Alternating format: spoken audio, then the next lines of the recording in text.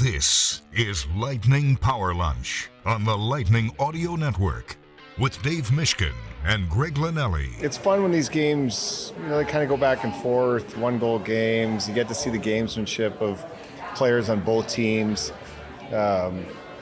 So, it's different than if a game was 6-1 either way, and it's, a lot of funny stuff happens with that. But both teams, gave it their all, tried to win, and so those are good because you like to see those guys in those kind of pressure moments and situations. So it was good. It was good. Undefeated. You can't beat us. Oh, preseason. Look, as long as these games are being played, you might as well win them. Yeah. I don't know how much they mean in the big picture, but is 5-0 better than 0-5? Sure. Yeah. Have we seen teams have good preseasons that come out not very good? Yeah. Yes. For sure. We've also seen, Greg, and this is maybe the more salient point, I can remember preseason schedules, training camps, where the Lightning were just like, they were not really in sync. And one comes to mind I remember well. It was training camp preseason 2015, after they had gone to the Cup final and lost to Chicago. And I think they went into the next year with, huge expectations. Certainly, there were 2 wins away from winning the Stanley Cup, and it had this great season and terrific run. And you could tell during training camp and the preseason, like, they were just not dialed in or in sync. And the preseason was a bit of a slog. I do remember, and I remember this fondly because I spent 3 years in Johnstown, but they played one of those Kraft Hockeyville games in Johnstown. They played the Penguins. And that was kind of the highlight of the preseason. I think they actually played pretty well in that game, but it did bleed into the regular season. They did not have a good first half of the 2015-16 regular season and really had to scramble in the second half to kind of pull themselves up into playoff positioning. Now, they had a very good second half in doing that, and that did fuel them into the playoffs, and they got to the conference final that year and lost to the Penguins.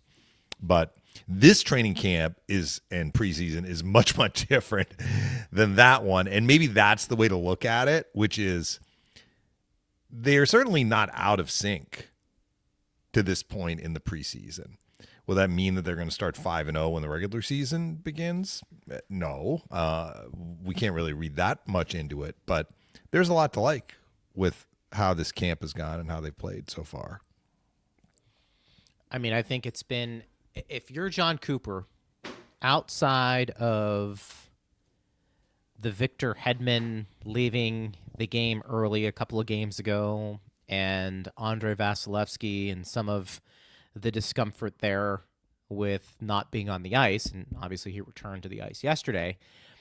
I mean, is it fair to say that this training camp has gone as well as you could possibly expect from the Lightning's perspective? I mean, you're finding out about some younger guys, and maybe that's opening up even the organization's eyes. You bring these guys in because you believe in them to a degree.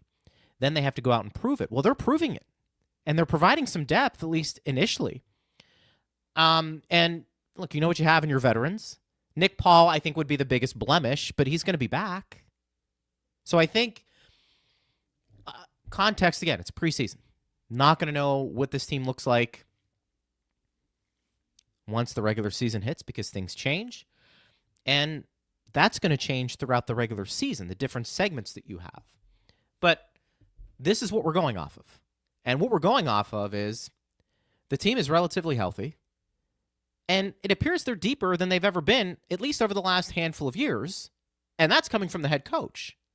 So if I'm a Lightning fan, are we going to quibble about the power play? Yeah, we brought that up, where Jake Gensel is going to be positioned and where certain players are going to be. Fair point. We're going to have 82 games to discuss that, partner.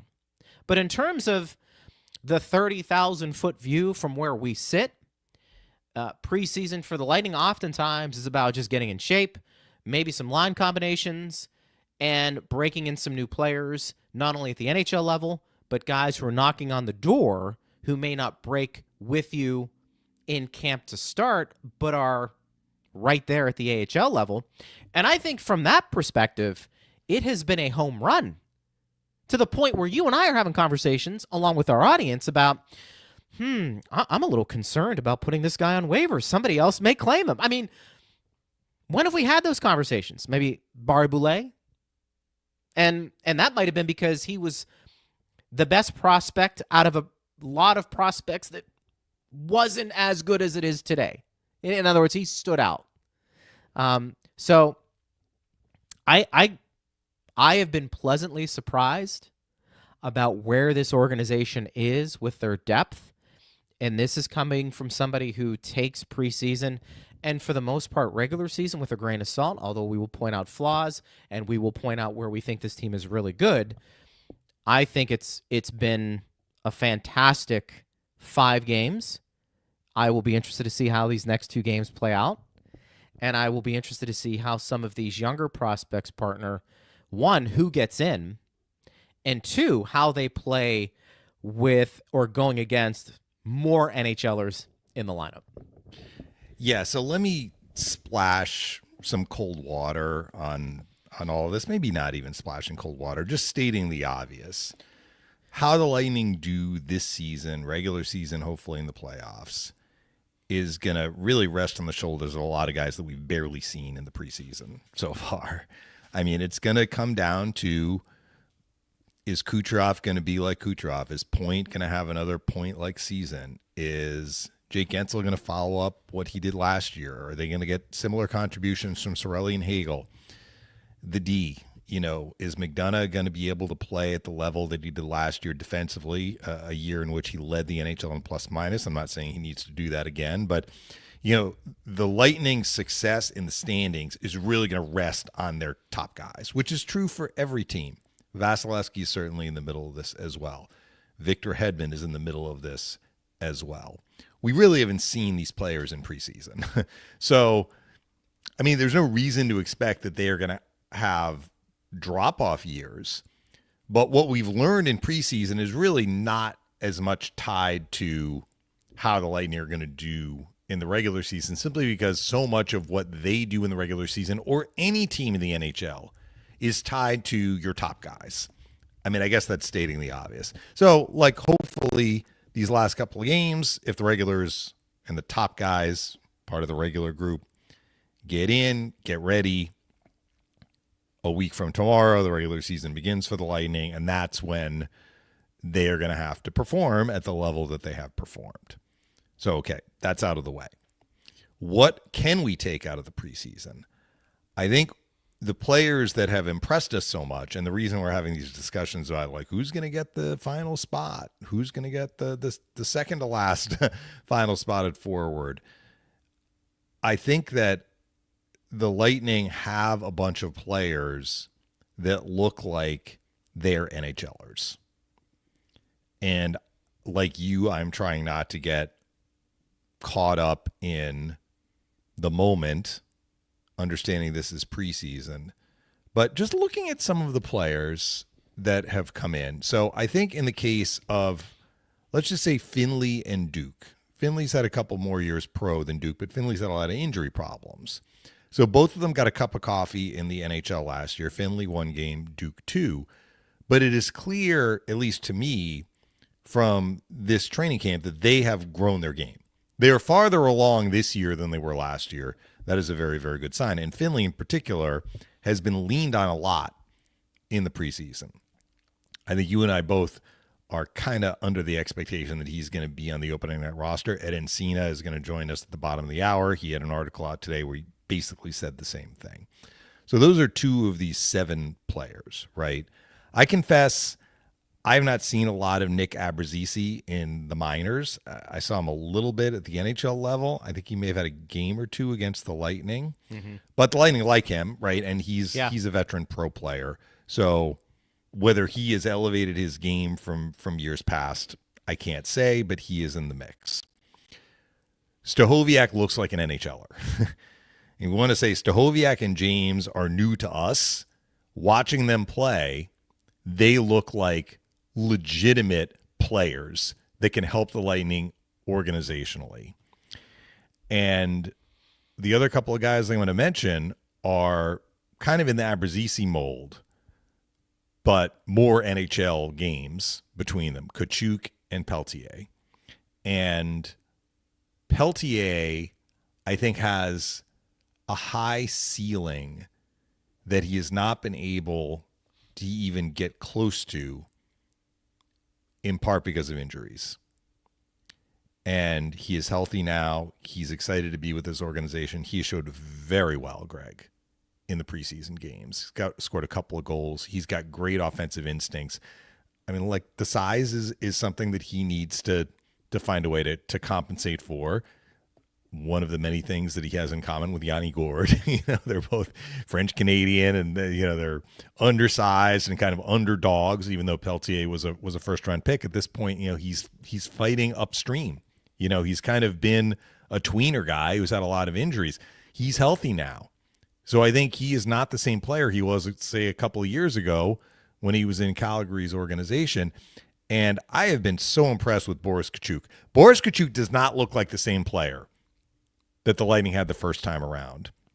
And Eric Erlandson did an article on Kachuk, and after reading that article, I had to correct myself from yesterday when you were reading the lines in advance of the Orlando game, and you were saying, okay, here's a line with Girgensons and Kachuk, and I'm like, well, wait a minute, Girgensons is the center, because you read it as if Girgensons was the winger and Kachuk was the center. I'm like, Kachuk's not the center. Girgensons is the center. I was wrong. Kachuk was the center. I'm like, what? When did he play center? He didn't play center for the Lightning. When he learned to play center, I read this in Erica's article, in Wilkes-Barre Scranton last year. He was on an AHL contract, and I mean, you talk about having to eat some humble pie. Here's a high second-round pick, bouncing around. He'd been with 4 NHL organizations, couldn't find a contract to get him to the NHL. He signs an AHL deal with Wilkes-Barre Scranton, spends the whole year in the minors, and really dug in and grew his game. And I think he played about 80% of the year last year at center.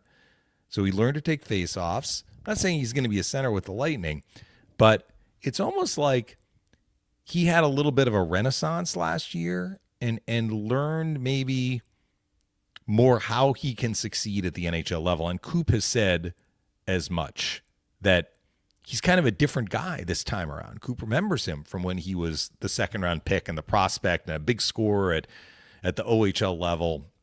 So you look at these guys, and I may have missed someone. If I did, my apologies. I didn't mean to. But when you look at these guys, in some way, they've either progressed from where they were, or they are new to us, and we're absorbing this.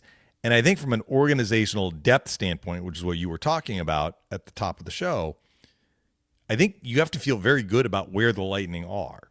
Now, is any one of these guys going to turn into Kucherov? No. I mean, I feel confident saying that. Kucherov is a one-of-a-kind sort of player. And the Lightning need Kucherov to be Kucherov if they are going to get to where they need to get.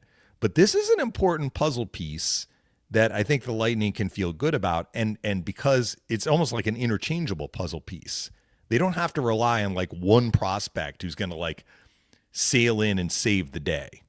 So I think that this is a very good sign, and maybe the biggest takeaway from me out of these preseason games. It's not flash in the pan. To me, it looks like the Lightning have some legitimate players that even if they don't start the year in the NHL, they can contribute at the NHL level. But I have to hold judgment until we actually see them in a regular season NHL game and see what they can do. What's also interesting about this with regards to the prospects, it not only helps your team in terms of coming up and playing for your team, but also other teams are taking notice. And so if you feel like, and how many times have we seen this partner over the years where Julian feels like they're pretty close to positioning themselves to make a deep run, and they may look at it and say, we really need to address our power play because it's just not working. Or, man, I love our top six, but we have a chance to get X player. You now have some players at the minor league level who may be coveted from other teams that might allow you a seat at the table to be in those discussions where, maybe you wouldn't have been able to sit down in another moment. So I want that also to resonate with people. That's why you shouldn't, in a lot of ways, be married to prospects. Oftentimes, I think you look at them for what they are. They are capital to use in many ways, not only to help your team, but also maybe bring back somebody that may help your team win now. Mm-hmm. And you can only do that, I think, effectively when you have a pretty deep system. This isn't a top 5 minor league system. Nobody has any grand illusions that's the case here. But it's a lot better than it was 3 or 4 years ago. Yeah. It's a lot better than it was last year, just by the addition of Wojtek. Yeah. Think about that. I really liked his game last night again, too, Greg. He hasn't looked out of place, has he? No. And I mean, last night, it's not like he had a ton of scoring chances. I mean, he might have had 1 or 2. And it's not like Kachuk kind of was noticeable because he was going to the net. He had a couple of in-alone chances. Peltier scored, right? And, I'm trying to think of some of the other guys. Finley took a lot of big faceoffs and won a lot of them. So, what did Stachowiak do that stood out to me? I just like the way this guy plays. And maybe that's not great analysis. But when he's out there, I feel like good things are going to happen for the Lightning. He gets the puck, he holds on to the puck. It's hard to get the puck off of him. When he makes a play with the puck, it's going to a place where A leads to B leads to C. And I don't really see him making mistakes. He's got a good base skill set. He can skate. He's got some quickness to his game. He's not shy about giving a hit or taking a hit. I just really, really like this guy and how he plays. And that continued last night, even though it was a game, it's not like the game at home against Carolina where, he had a couple of goals and an assist and, it was all over the score sheet. That wasn't the sort of game he played last night, but I still noticed him. And I just continue to be impressed with how he kind of handles himself on the ice. I don't mean to discount the other guys. I'm just saying, you mentioned him. So I'm he didn't have a point last night, but that didn't take away from the sort of game that he had. The X factor in all of this is out of our control when we're breaking these players down because there's so much we don't know. We don't know how many forwards they're going to break camp with. Mm-hmm. We don't know who's going to clear waivers and who's not. I think I did see Eric and Ed last night because they both had in there that Stachowiak does not need to clear waivers. I'm like, where do you guys see that? Because he's 26 and he's played pro hockey for a number of years in Europe. And they're like, well, it is on Puckpedia. So I'm like, I guess I could have looked that up myself. So what is but according to Eric, it's because he's on an entry-level deal.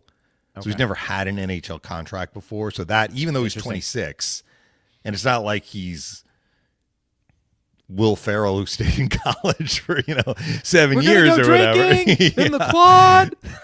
So it's not that situation. He has been a pro player, but because he has not had an NHL contract, I guess that counts. I mean, I shouldn't say I guess. Apparently it counts.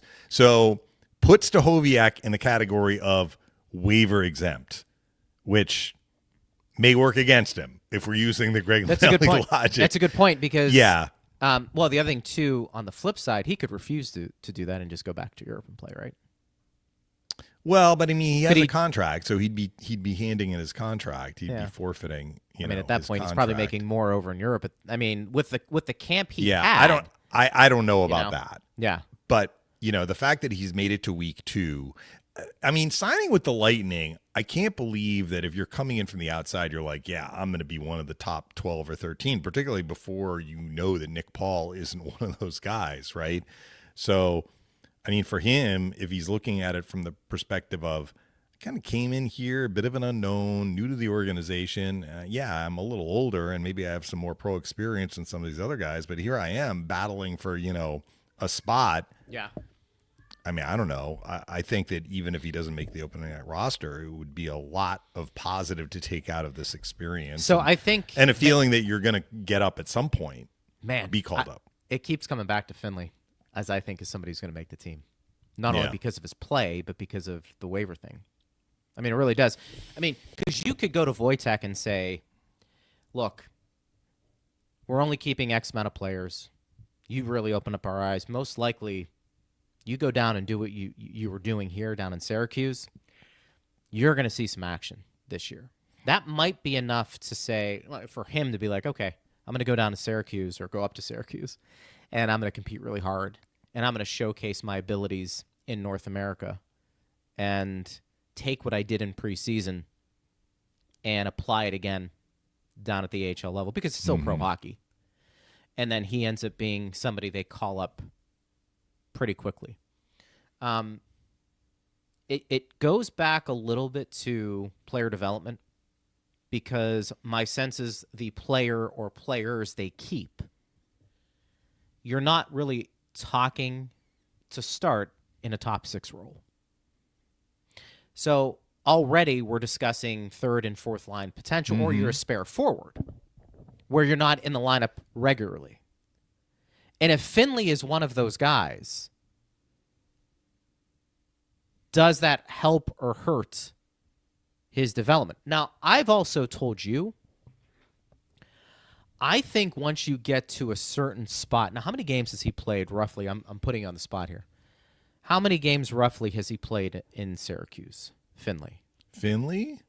He's probably at about 160 or so. So that's a lot of games. 50 some odd games a year, I think. That's a lot of games. I know he's had some injury issues, but it's not like he's had 25. Right. I can look it up. In that instance, Dave, and this is where I'm going with it.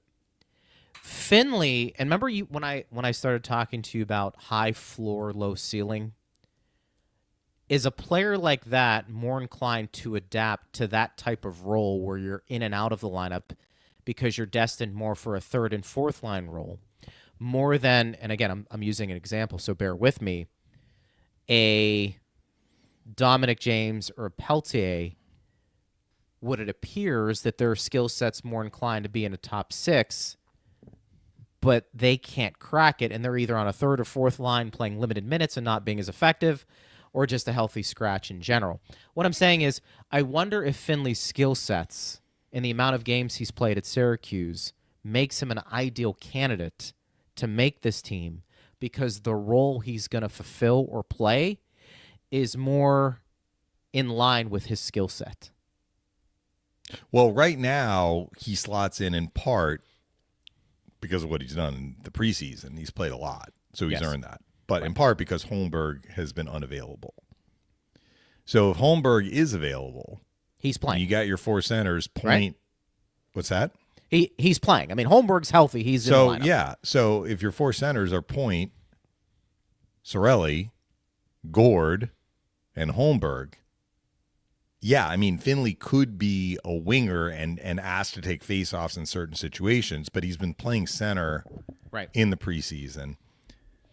I mean, that's why these are kind of hard decisions. I think that by hard decisions, what I'm saying is if he makes the team, he may need to play a little bit out of position based on who else is in the lineup potentially.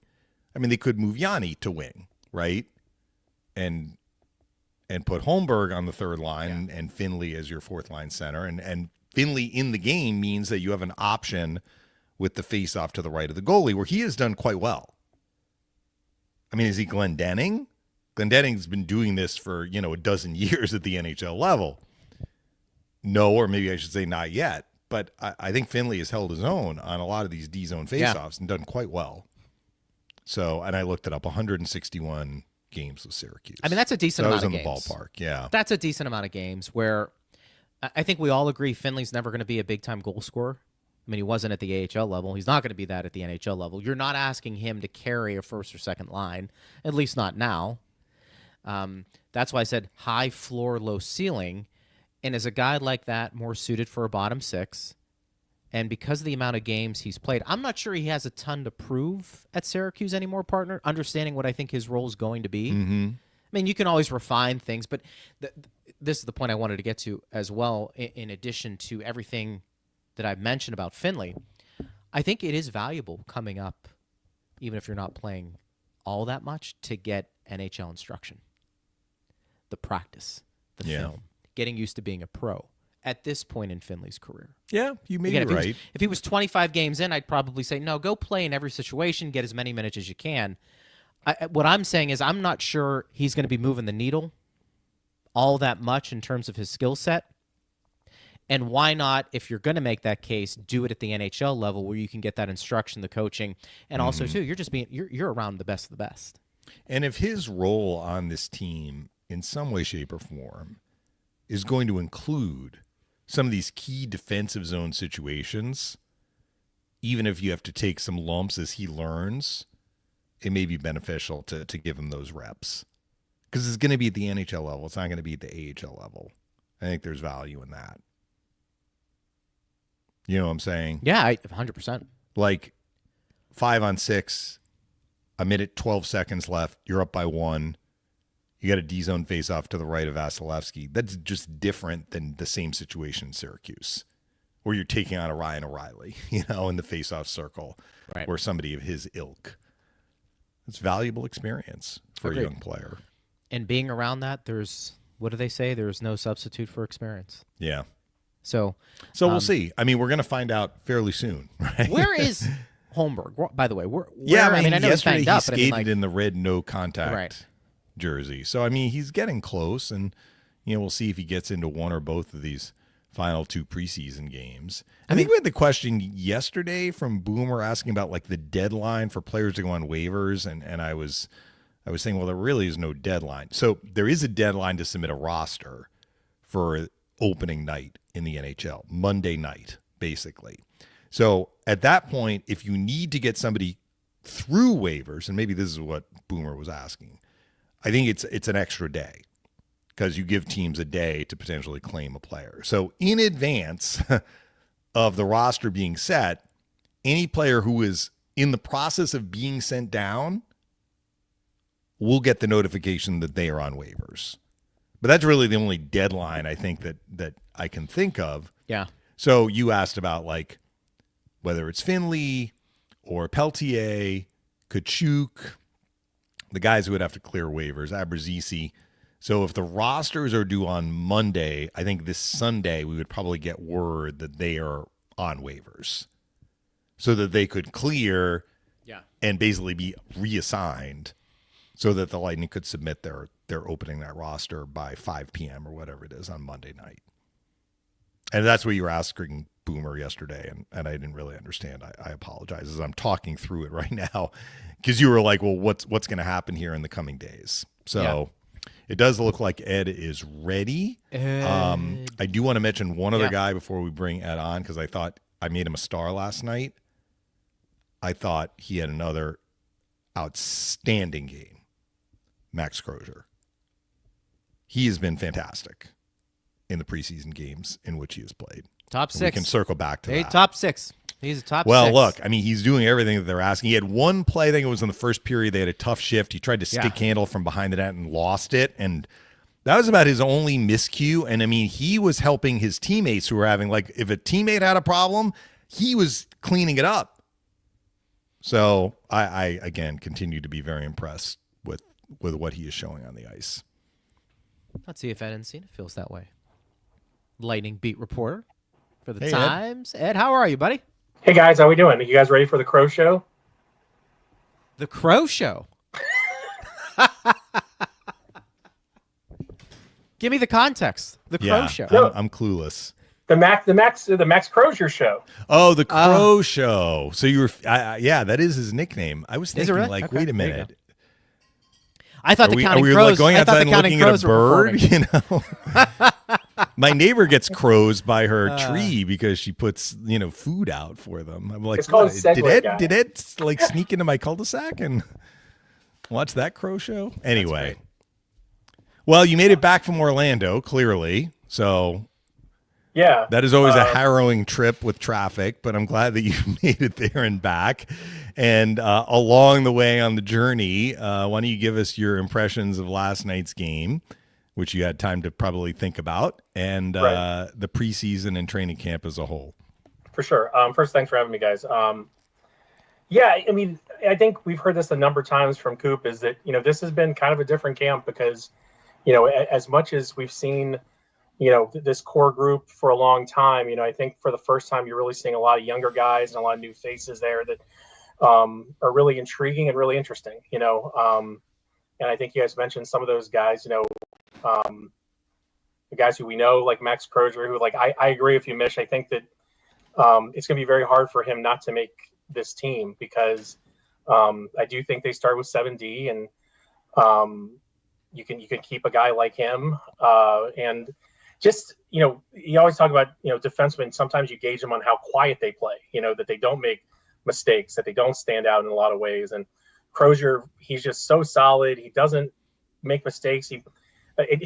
He's actually pretty humble too. I think when we talked to him last night, I asked him about that kind of pass that him and Peltier, that give and go kind of play that they made on that third goal, and he was like, "Oh, that's all Pelts." I was like, "Well, yeah, to put the pass there," and but I just think he's so steady. He plays that kind of Lightning defenseman game where he can play up in the play, but he's just dependable and steady. I think we've seen that from him in the time that we've seen him, albeit brief at the NHL level. And like I said, I got to see him play in Syracuse last year when I went up there, and you just see his game kind of continuing to grow. So I think he's one of those guys that's going to make it really interesting. I think that he's going to push him to carry, 70. And then at the end of the day, a game like last night, even though, to be honest, if you're a fan of either one of those teams and you're traveling all the way to Orlando to see those rosters, I'd probably be pretty disappointed in it. But at the end of the day, in the terms of what the process is, especially for the Lightning, in terms of, deciding some of these last roster spots, it's a really important one.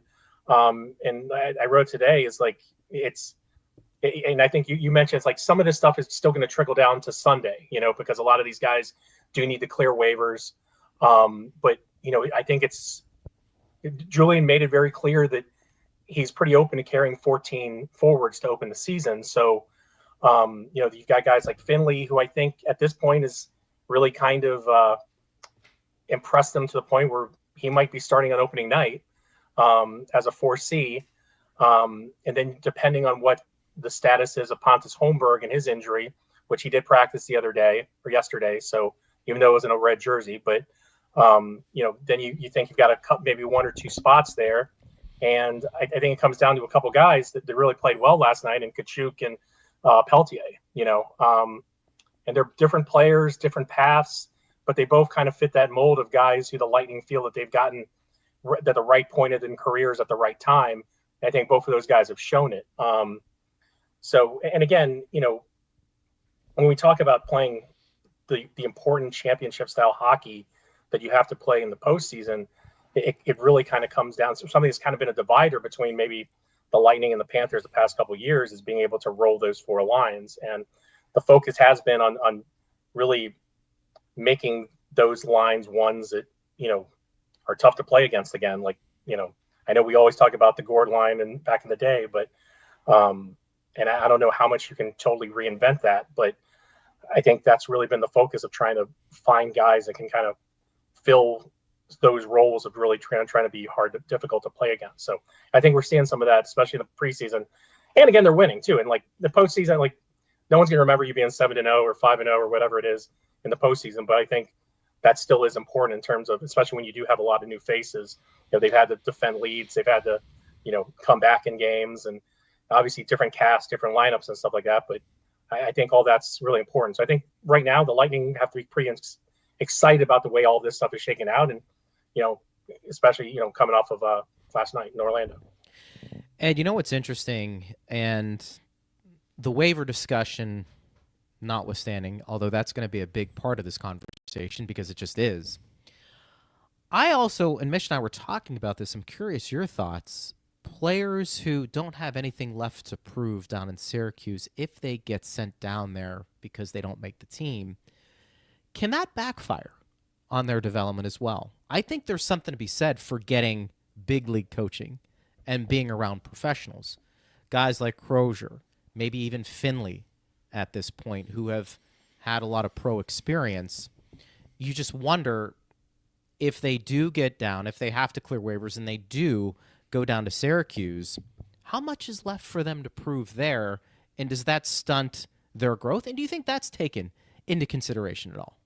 I think it is. And I think that's a really good question. But I think that, when you look at the way that where this organization is now versus maybe a couple of years ago when Right. that probably was an even more valid question of guys, even a guy like, some of these guys who didn't get opportunities because there was no space, at least now there's some space, and that's good and bad, right? Because you're depending on guys. But, I do think that there's been an energy to this camp where, and it's kind of weird. Like Crozier talked about after the game, it's like these guys seem to be really tight, all in the same focus of being a part of a Lightning organization that wants to win, knows that they have a history of winning, knows that they're going to be put in situations where they can win, and then it just becomes up to the players. Everything around them works. Everything around them is sound. The system, the coaching, the roster development, the development down in Syracuse. When I went down to Syracuse last year, before they were in Buffalo, like you never know what you're going to expect, and you never quite know, whether you're going to hear some guys who are kind of, salty about being down there. And I was honestly surprised at how much buy-in there is down there. But yes, there is a timing element to this. You got to be very careful in terms of a guy like Crozier, guys like Finley, who you don't want to stunt them by sending them down. But the message has always been at the same time that, you're one of these next guys up.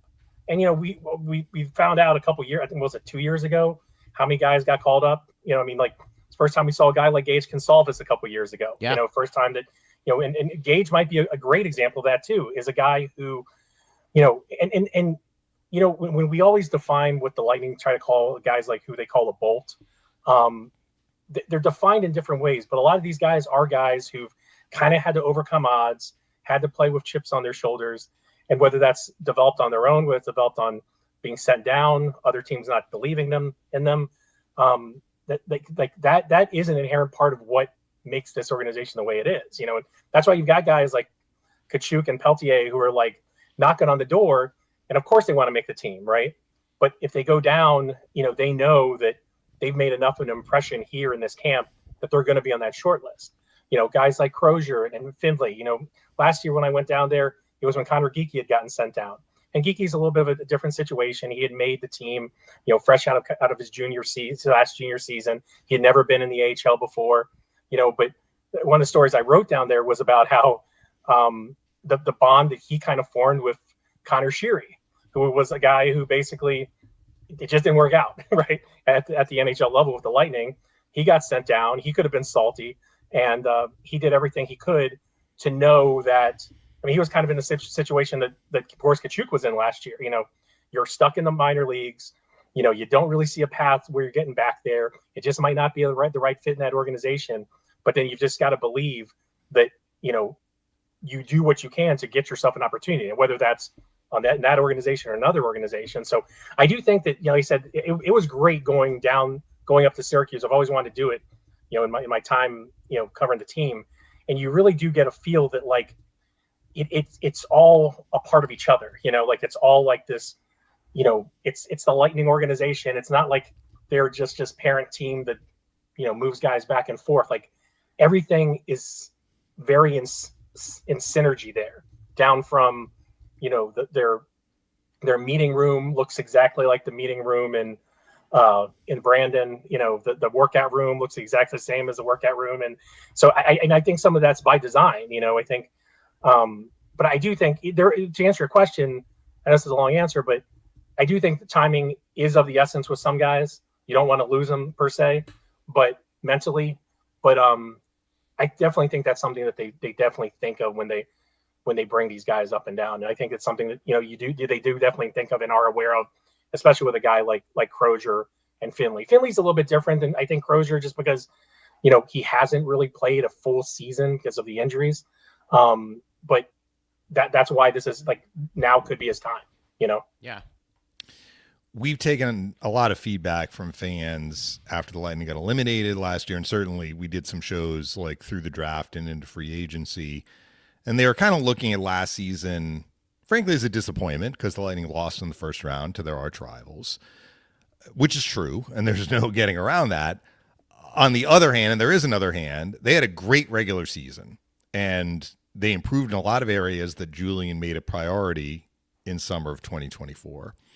So kind of the $1 million question is, like, was last year a good year where they kind of ran into some bad luck with injuries and ran into a hot opponent in the playoffs, and that's kind of how we understand the loss?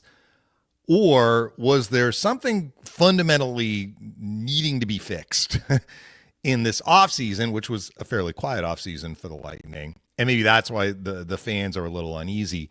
Julian has said, look, I'll take the same regular season. If we have the same regular season stats this year as we had last year, I'll be tickled pink. So I guess my question to you is, where do you feel the biggest questions are for the Lightning, not only in the regular season, but whatever it's going to take for them to get past the first round in the playoffs this year, assuming they can get into the playoffs? Right. Well, I think this is cliche, but it's a word that I've heard used most by players this preseason is consistent. And obviously in the regular season, the numbers show that they were consistent, right? I mean, top 5 in basically every category. But first off, to answer your question first, the one thing that's most concerning to me as I sit right now is probably something that I wasn't thinking of when we started, and that's obviously the health of Andrei Vasilevsky. It just, I know he skated yesterday and he practiced and he looked good and everything like that, but you could just tell that there is concern, and whether it's, seeing Julian watch from the bleachers, the practice, and even going to go talk to Vasi afterwards and stuff. It's like, this isn't, there's some parts of the sniff test that makes you kind of think, and maybe this is me just being a cynical, skeptical reporter, but that there's something to worry about down the road here, or something at least to watch and pay attention to very closely. And especially given what happened a couple of years ago at this time of the year. And obviously a healthy Vasi is a great Vasi. We saw that last year. An unhealthy Vasi is something that there is concern about, especially as he's, entering his early 30s. Now take that away into the X's and O's and stuff like that we're kind of talking about too, is, I think the big thing is sometimes over the course of a hockey season, we've seen this with this Lightning team, they can kind of go up and down. A couple years ago, let's face it, I think 2 years ago, and that was a much different team. Like you said, they improved in a lot of ways last year, but that was a team that was really meandering. They were in a lot of trouble in January and on the verge of not making the playoffs, and they had to play really, really well down the stretch. Now, obviously, that last year's team was a lot better in so many facets.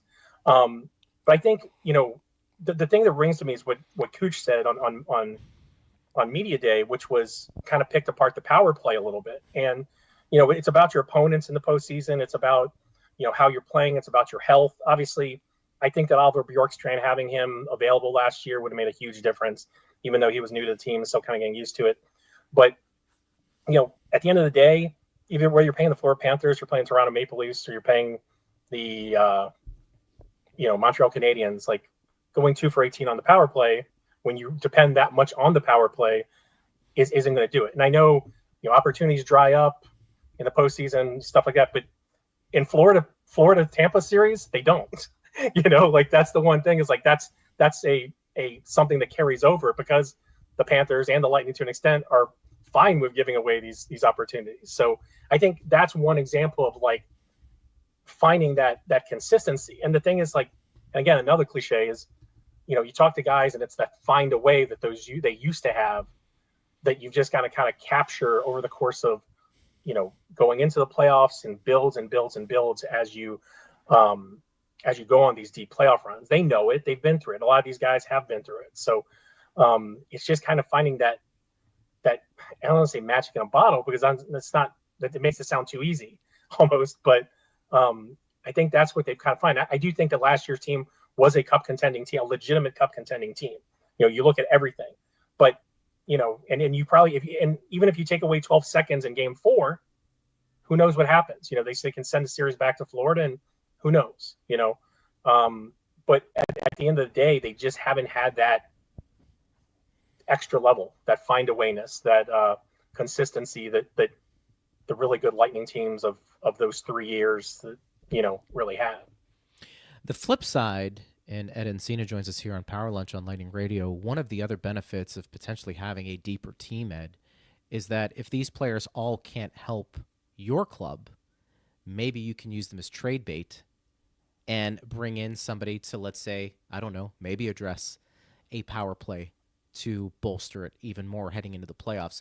It feels like the Lightning have put themselves in a position to potentially pay off in a lot of different ways by having now a deeper farm system. Do you feel that way? And do you think that, look, could be an interesting play down the road? Yeah, absolutely. And I think that, the way Julian has constructed this team and constructed this organization is one of collecting assets, and he's said it many times, he'd much rather have assets that are more NHL ready than a first round draft pick that's going to be ready in 2, 3, 4, 5 years or whatever, and I think you're seeing a lot of that, and you're seeing how connected, again, the player development department is with the front office, and how much that growth there's been there. And again, yeah, like you can use some of these guys. Now, having said that, the new CBA does put a little bit of wrinkle in what the trade deadline has traditionally been. In a lot of ways, because of the postseason salary cap, acquiring players is going to be a little bit different because, because the salary cap is in the playoffs, you're basically taking out a chunk and adding a chunk. When you add a chunk, you have to take away a chunk, in terms of, cap hit. So, and obviously, Julian's talked about over and over again, even though they've been in LTI, it's not a situation where they want to be that way, because you have a lot more flexibility in building that roster as you go through the season. But it's a lot less advantageous to be accruing cap space as it was maybe the past few years, which they've done, which has allowed them to make some of these trades. There's other stuff too. There's like the double retention stuff that's no longer allowed, which right. It actually, like, that was a big thing with the Gore trade. You can't have another team basically, take an extra cap space for you. But to answer your question, I think yes, like the cupboard, so to speak, is a lot fuller, and in a lot of ways, a lot of those guys who, the one guy that we haven't talked about is like a guy like Maxim Groshev, who has reinvented his game in a lot of ways and certainly upped his stock from where it was a few months ago.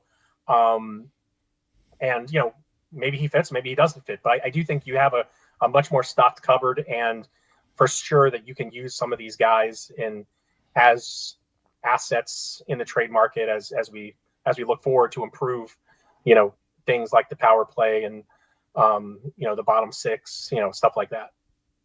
Last one for me, Ed, and I'm actually going to ask you a question about the Panthers, because this is a very intriguing problem that Bill Zito has to make a decision here in the next few days. Yeah. So one byproduct of them reverse grandfathering, is that the right way of putting it? Like advancing this rule from next CBA into this year.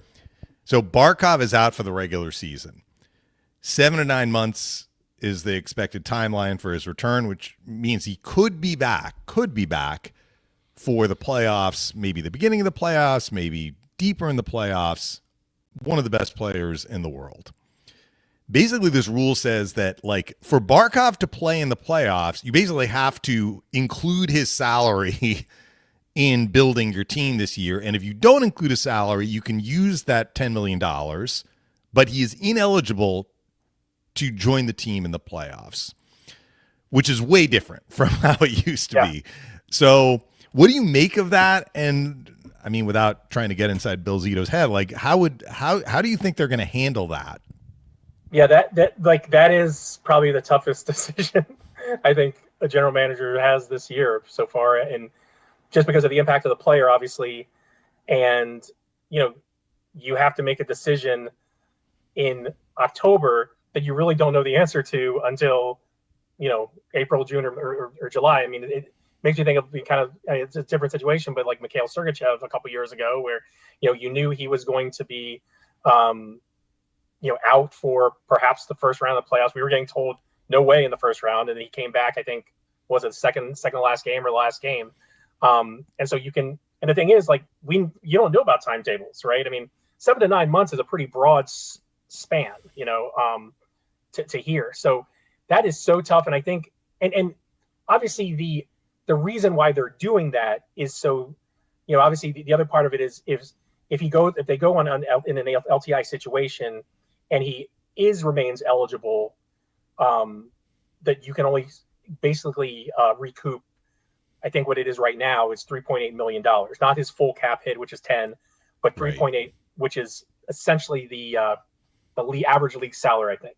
So you could do it that way, right? But then you're only getting a certain amount of relief. This is by par, not in comparison to what that player is. Now, having said that, if this Panthers team is going to have to kind of be creative too. I mean, if they weren't able to put, and we can say this about a lot of teams, including Lightning, if they weren't able to put Matthew Tkachuk on long-term IR, they wouldn't have been able to go out and trade Brad Marchand, and so, he's going to need to be on LTIR right, as well. Right, So right, that number you gave on Barkov, that's total, right? Right, and they're only going to get 3.8 for him, because he's supposed to come back, right? So they're in a tough situation. They're probably going to be the first test case of this new rule, even though it's been in effect for a long time. But obviously, the big purpose of this is that so you can't essentially, lack of a better term, stash these star players who make a ton of money and then bring them back, a la, Tkachuk, Mark Stone, Nikita Kucherov, Patrick Kane, whatever you want to, call it. And I think in the grand scheme, that is probably the most fair way to do it right now. At the same time, it just doesn't seem right to me to be able to have to decide on a guy whether he's going to be available for you in 7 months in October, because then it's just there's no way to really predict that, especially given the timeline being 7 to 9. I honestly think you kind of have to just move on, and kind of think, hey, we're going to be able to recoup this. Maybe at this point we can try to we can fill that spot with a bigger salary now, so it gives us a little bit more flexibility, and just move on, knowing that Alexander Barkov is not going to help you win games in 25-26, which is an astounding thing to say for the Florida Panthers. But I just think that's kind of the way you almost have to think about it right now, because that's might be the best way to put your team in the best position now and for the foreseeable future. Maybe not in the last round of the postseason, but you might never make it there, at the same time. Ed, lastly, I'm curious. You never know what's going to happen, and maybe in some ways it's foolish to project here, but do you get the sense within the organization there is a little bit more pressure to go beyond the first round this year, and that could you see a scenario playing out where if it doesn't happen again, and that would be how many years in a row, that the Lightning may consider shaking some things up because, okay, we're a few years now removed from the last Stanley Cup run, and while I like our team, we haven't been able to get over the hump here recently, and the standard is the standard here. What do you make of just that mindset in general? Yeah, I think this is a very important time within the organization for a lot of reasons, both on and off the ice. You look ahead, and even though there's a lot of young core players locked up, I think John Romano wrote this in our special section, is six of the 8 highest paid players on his team are 30 or about to turn 30. So there's the age factor, and you can even get into guys like Hedman and McDonough, who are still playing at elite levels, but, play positions that, just like goaltender, where you could fall off very quickly in your careers. And then you look at Nikita Kucherov under contract for 2 more years, Andrei Vasilevsky. Obviously, we talked about the health concerns of him, around for 3 more years. There's not necessarily, as much as we talk about all these guys coming up, there's not necessarily these big stars on the horizon, with the exception of potentially Connor Geekie, right? So you've got to worry. There's some concern about that. So then the window has always been, in Julian's eyes, the responsibility to keep this team competitive for the long haul. And obviously, I do think, like I said before, that this team last year was a Stanley Cup contender. They ran into some bad luck and a really good team, and they exited in the first round again. But I do think that there's kind of a really wait and see approach amongst the fans right now, and it's a wait and see amongst where this team is going beyond this year, So I think this year is really important to that effect. There's some, I think they're very curious about what the new ownership's going to bring. And I just think it's one of those things that, we've seen a lot of transition, whether it's the name of the arena, whether it's, TV, whether it's, a lot of different things that fans have been waiting for, which are good, good, like the TV thing is a great thing for the Lightning. It's a great thing for the fans, more access, everything like that. But it just seems like a lot of things are going on right now that might make people a little uneasy, and at the end of the day, it's about the performance on the ice. And rooting for your team, right? So I do think, and in the room itself, amongst the players, you'll hear guys, and I believe them in the sense like, it's not good enough. It's not good enough. I think we've heard that the past couple of years. It's just not good enough. It's not up to our standards. But at the same time, I do think this is a very important year for this organization in terms of getting the fan base to buy in again. And it's not to say that they've lost that belief, but just give them a little bit more to kind of